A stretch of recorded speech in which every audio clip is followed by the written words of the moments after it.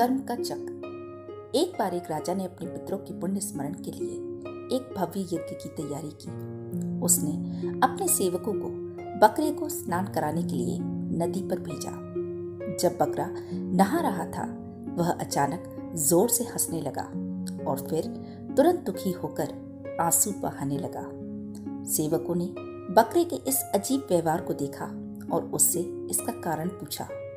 बकरे ने कहा कि वह अपने उत्तर राजा के सामने ही देगा। जब बकरा राजा के पास पहुंचा तो उसने कहा कि वह भी कभी एक शक्तिशाली राजा था। एक बार उसने भी एक बकरे की बलि चढ़ाई थी, जिसका दंड उसे आज तक भुगतना पड़ रहा है। पिछले 499 जन्मों में उसका गला काटा जा चुका था और इस बार उसकी अंतिम बलि का समय आ चुका था। इसलिए वह प्रसन्न होकर हंस रहा था, क्योंकि उसके बुरे कर्मों का अंत हो रहा था। लेकिन वह इस बात से दुखी था कि अब राजा को भी उसी तरह 500 बार अपने सिर कटवाने होंगे, क्योंकि उन्होंने उसकी बलि चढ़ाने का निर्णय किया था।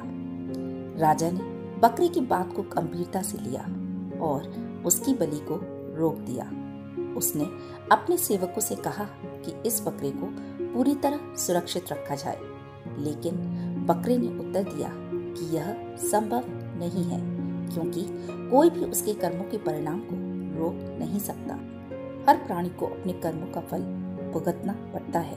जब सेवक बकरे को वापस ले जा रहे थे, तब रास्ते में एक पेड़ की शाखाओं पर हरी हरी पत्तियां देख बकरे ने अपना सिर ऊपर उठाया।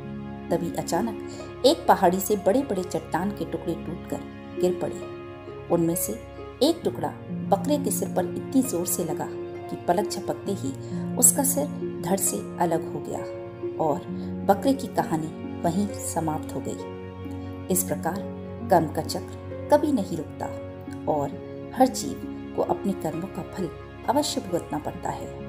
हमें अपने कर्मों के परिणाम को समझना चाहिए और अच्छे कर्म करने का प्रयास करना चाहिए। अपने कार्यों की जिम्मेदारी के साथ ही उनके परिणामों को स्वीकारना एवं दूसरों के प्रति दया और क्षमा का भाव रखना चाहिए, ताकि हमें भी क्षमा मिले।